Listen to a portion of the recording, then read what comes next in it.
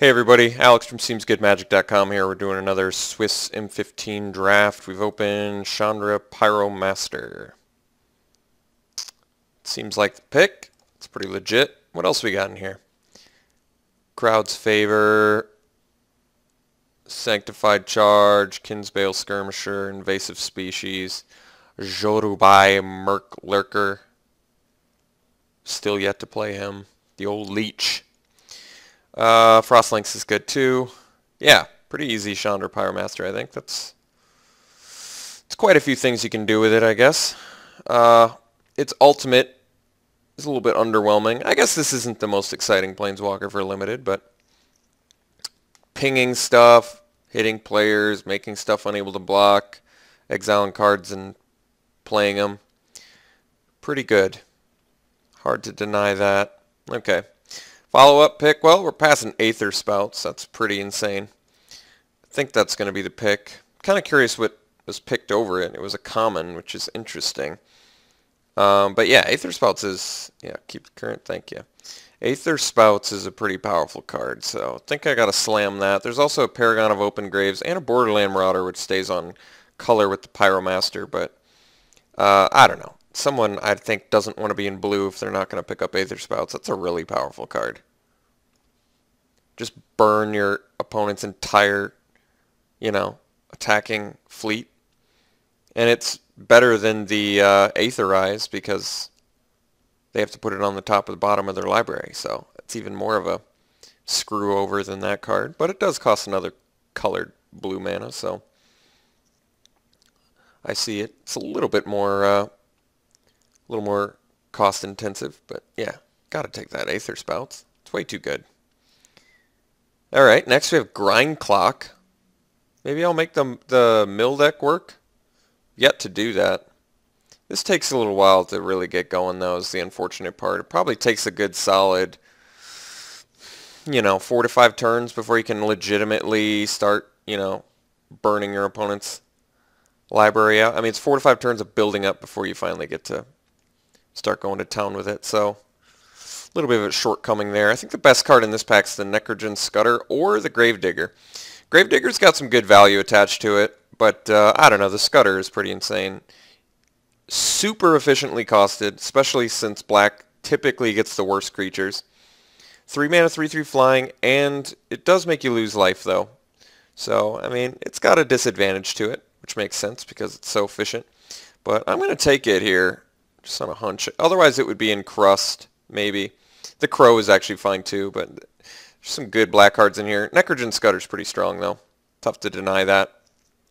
Okay, so now we have Capsho Kite Fins, which is another blue flyer. There's also Siege Worm, which is very strong for green, but I think we're actually going to have to pick a color at this point. So let's take the Kite Fins.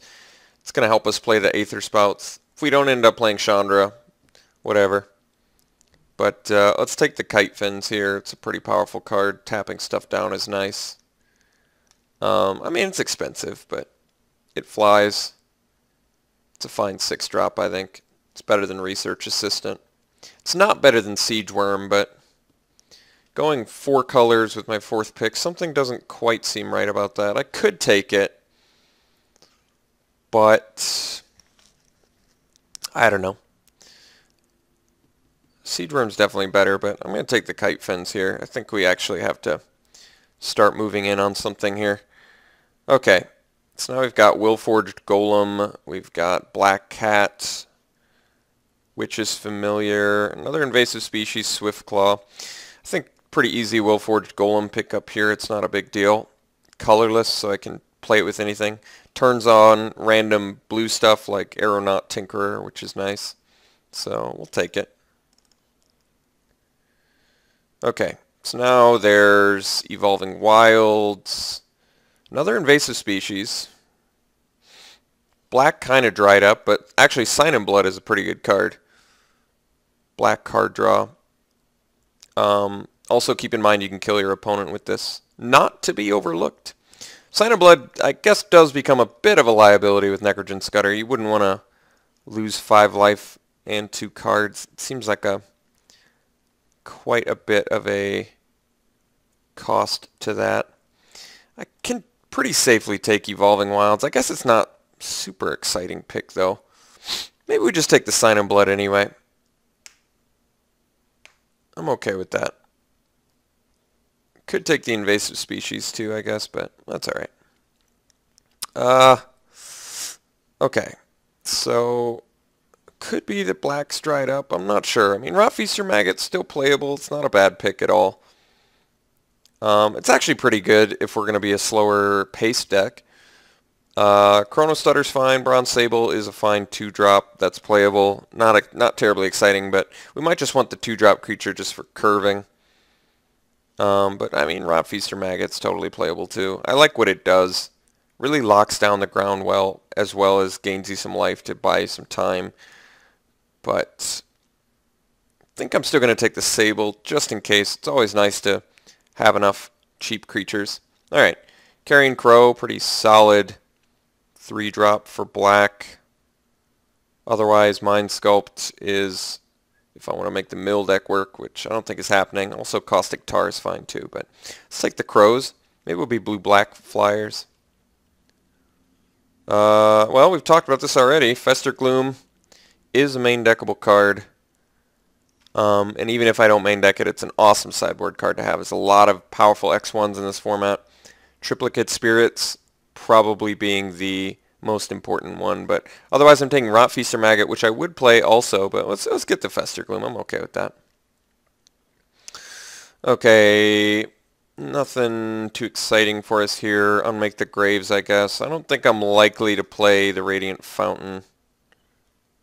We already look a bit color intensive, so let's take the Unmake the Graves, cut black a little bit. Mind Rot versus Necrobite. I'll take the Necrobite. I think I like the Trick more than the Mind Rot. Mind Rot's more of a sideboard card in my opinion. And Necrobite I could easily see main decking. Alright, I'm going to continue to cut black. Just sort of let people know. Jeez. Well, now I'm going to hate the Swiftclaw. I mean, that's not right. That doesn't make sense. Miner's Bane, sure. Okay. So, I'm trying to make blue-black work. That actually looks like blue dried up a little bit there. So, maybe I'm black-red again? I don't know. I guess I'm keeping my options open. Yeah, well, that's a good reason to go into red. Covenant of Blood in here, too. I mean, Cone of Flame is far and away the strongest card in this pack. Yeah, just far and away. Let's cut the Unmake the Graves for now, because I'd prefer to not main deck those. Probably not making white work. Alright. So I could take Cone of Flame, go back into red. We literally got 2 blue picks there that were worth our time. Paragon of Open Graves is super strong too. Just based on what we already have, which is some nice flying black creatures. Cone of Flame is so strong. It's like a built-in 3-for-1s. It's like, what can you even say about that? That's so strong. Built-in 3-for-1. Oh, I mean, Covenant of Blood's fine too. It's no Cone of Flame. I don't even think Paragon or Carrion Crow is even on near the same level as Cone of Flame. We're going to take the Cone of Flame. Yeah, I mean, we were kind of getting caught on red too, but whatever. Alright. So now we could take I think we take the Paragon here. There's also Shadowcloak Vamp and a Carrion Crow, but I'm definitely cool with Paragon, second pick. Could have had 3, I guess, at this point, but I took the Aether Spouts instead, I think. No, I can't remember. So, Sacred Armory's cool. Zoffshade, Crowd's Favor. Crowd's Favor is a legitimate trick. Zoffshade's another creature that works fine with the Paragon. I like the Crowd's Favor if we're in red. That is a powerful, nice ability, but I think we want to go creature here. So, Zoffshade versus Bronze Sable. Bronze Sable is a little less exciting. There's also Sacred Armory in here, which I did get a chance to play and I thought was fine. But I guess I'm okay with taking a Zoffshade. Not terribly exciting, but it's a nice finisher occasionally. Okay, so now there is Hammerhand, Belligerent Sliver, Bronze Sable. Sign of Blood number 2 doesn't seem right. A lot of Bronze Sables. Hammerhand's fine. It's not terribly exciting. We don't look super beat downish yet. Belligerent Sliver is okay. You almost want the efficiency of Bronze Sable instead, just in case we're short on cheap creatures. It's a little bit better. Doesn't survive the Fester Gloom though. But we already have quite a few. We don't have a ton of 3-drops, I guess, but it's nice to sort of get the cheap creatures going. I mean, we could potentially take a second Sign in Blood. It's just you can burn your opponent with it too. I mean, Sign in Blood's the best card for us out of here, just in terms of the fact that you can burn your opponent with it too. I guess I'll take it. I'd like some Children of Night. Jeez, and then we get another Necrogen Scudder. Alright, we're starting to really beat the crap out of ourselves here, but it's tough to deny that. Kurd Chieftain's fine as like a Grey Ogre. Actually, I think we want the Scrapyard Mongrel. I've already got the Willforge Golem and the Bronze Sable, so this card's getting much better. Blastfire Bolt would be fine too, but yeah, let's take the Mongrel. Okay, so now I can take Typhoid Rats or Fester Gloom number 2. I think I'm on board with the Rats. Holds down the ground well while we get our flyers online and go to town. So I'm going to take it over the Fester Gloom. A lot of invasive species that we've passed, definitely. Brawler's Plate's cool. I think Torch Fiend's right in our wheelhouse. We want some more 2-drop creatures. If we're going to make this, I think we can hide blue at this point. Let's take the Torch Fiend. Alright, table the Paragons, great news. Already have plenty of black creatures at 3, so take the second Lord. I mean, I guess Overwhelm could be a way to lose. I don't think it's that great of a card, but take it just in case. Invasive Species going late. I mean, it's a pretty clear indication green's open, but we're going to take the crowd's favor here for sure. Very good with the Typhoid Rats. Could open a Nightfire Giant in pack 3. That'd be nice. Alright, we're actually in okay shape. Extremely short on removal, I guess. We have Crowd's Favorite Trick, Necrobite Trick, Fester Gloom sort of, Cone of Flame, and Chandra. But I don't know. I'd like some more. Circle of Flame for sideboard seems fine. Against ground X1s. Ephemeral Shields. Hating it. Yeah, getting a little bit hard to track exactly what's going on in this draft, but if we can get some more, if we can get some 2-drop black creatures, I think we'll be in good shape with the Double Lord. So let's just really focus fire on that. I guess I would really like some removal too. So I mean, the deck's current strengths are the fact that we've got double Necrogen Scudders. We've got some. Oh God, what's this thing do? I guess it's not that great. It's pretty expensive. So we could take the Juggernaut, but I think it makes much more sense to take the Slyblade, since it curves better into our Paragons, lowers the. We've already got enough 4-drops going on to be honest. So let's just go ahead and slam the nice Slyblade. Okay, good green cards obviously, but I think our pick is either the Golem or the Enforcer. Enforcer's a little more color intensive, admittedly, but I think that's what we want, just because he's evasive and we already have some good evasion going on. Shadowcloak Vamp might actually be the pick, works a little bit better with the Paragons. It's more expensive, but I think it's the right pick actually. I like it. We really want to focus on black creatures, I guess, in this deck. So let's take the Vamp, which is definitely good with the Paragon. Alright, so now we have Necromancer's Assistant, Witch's Familiar, and Covenant of Blood. I think we actually need removal enough where I want to take the Covenant. Another Scrapyard Mongrel in here as well, but Covenant of Blood is a pretty strong card. I think it's tough to deny it. Once again, very powerful green cards. If I had taken the Siege Worm early enough, I think I could have gotten a pretty stellar green deck, but definitely too late now. Otherwise, Necromancer's Assistant, but it's just nowhere on the level of Covenant of Blood, so we got to take that. Alright, Flesh to Dust. I think we're just going to slam that. Very strong. Another Necromancer's Assistant would be fine, but Flesh to Dust too powerful to pass. And currently rocking 23 cards. Alright, so now definitely do not want the third Sign in Blood. Could take the Eternal Thirst. Wall of Limbs is... I don't currently have a ton of ways to gain life. I think actually the Generator Servant makes the most sense. It's another 2-drop creature and helps us get to other stuff faster, as well as works with our Convoke, so helps lower the curve at the very least. So what are we cutting for Generator Servant? Maybe the Miner's Bane. Not that he's bad necessarily, it's just I think lowering the curve of the deck is ultimately going to be helpful. But then again, I guess Servant goes into Miner's Bane reasonably well. I don't know. Actually, maybe we cut one of the Sign in Bloods. We've already got 2 Necrogen Scutters, so kind of hurting ourselves enough. Could take a second Mongrel over the second Willforged Golem. Like I said, I have 2 current ways to turn them on, which isn't bad.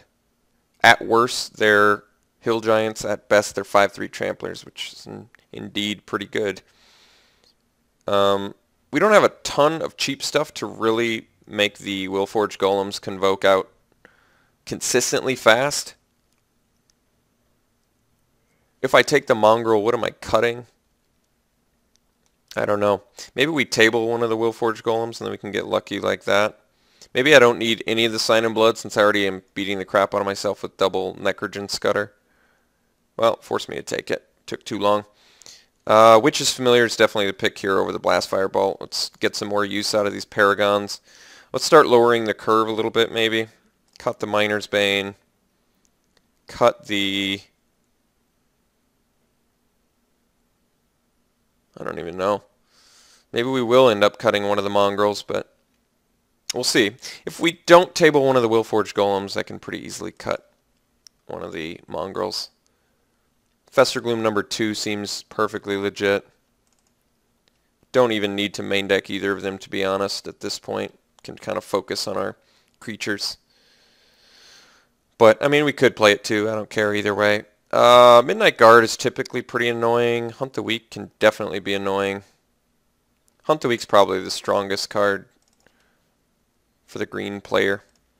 Lava Axe, I don't know if we feel like a Lava Axe deck. We're not as quick as our former deck was, so we could take the Rummaging Goblin. That's a much better way. I think actually for our deck it's better than the Sign in Blood. Alright, got the Assistant around, that's good. I'll take that over the Blast Firebolt too. Alright, we got double Assistant, I'm cool with that. Take the Staff over the Wall of Limbs. We don't have a lot of life gain. Any life gain at all, as a matter of fact. Sideboard that. Alright, not the strongest black-red deck, especially coming after the one we just drafted, but I mean, without a doubt, there's some very strong cards in here. I think we're cutting one of the Mongrels at least, lower our 4-drop count. The Assistants are fine. They trade up.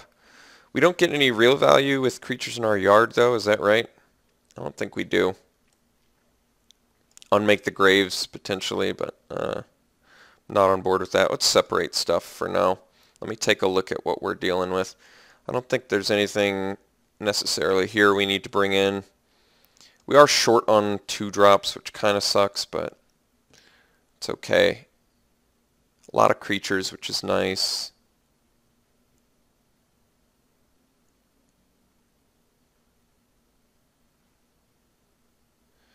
A little bit short on removal, but Covenant, Cone of Flame, Flesh of Dust is pretty good. Could cut the Necrobite. We've got enough 3-drops going on. We're kind of clunky already there. I'll cut the Necrobite. So I could run it like this, 18 creatures. Short on removal, but we've got Death Touch potential. Pretty good army of black creatures. They're not crazy good, but the Scutters are definitely good beaters. Like I said, Assistants are fine. They're nice defensively because they trade up. Witch's Familiar is fine, you know, blocker. Zathard Slyblade's good good at both. Rummaging Goblin can dig for us, which is nice. Yeah, it's really, I could just go Sign in Blood over the Goblin. It might actually be better.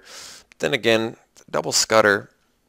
We don't have any life gain. I think that's the real issue with playing the Sign in Blood. If I had any Children of Night, the Sign in Blood would be such a snap pick here, or a snap play, but I don't know. Maybe we want the Miner's Bane. We're a little bit light red, obviously, but we've got the Servant, and we're going to need red early. We're going to need double red as well already, so I imagine we're going to be doing a 10-7 split, even though we're kind of light on red. I think we're still doing 10-7 because our 2-drop creatures are red. And we only need double black. Well, maybe we even do 9-8, as kind of sketchy as that sounds. We really only need 1 black for the most part, so maybe it is 9-8 because we actually need the red early, and we need double red quite a bit. I'm going to try the Miner's Bane out and give him a go, see what I think. He's a pretty big dude. We don't have a lot going on late game, so could be okay. And I'm really getting nervous about playing Sign in Bloods with the double Necrogen Scudder. I think it's just too much life punishment to ourselves. Yeah, this looks fine. Let's sort it by color. Let's group them again. So clearly we've got more black than red, but because of the double red, I'm gonna make it as even as possible. So we'll do the old 9-8. This deck's not as good as my last one, but it's still okay. So it turns out I should have just taken the Siege Worm and taken all 4 colors. I was kind of trying to leave myself open, but taking the 4th color with my 4th pick just seemed awkward. I kind of wanted to start to, you know, solidify something in the deck, but it turned out I chose poorly, so I wanted to make the blue work. I should have just taken the green and gone for it. I would have ended up getting a lot of good picks. As it is, this deck's okay. Like I said, the Cone Flame is ridiculously strong.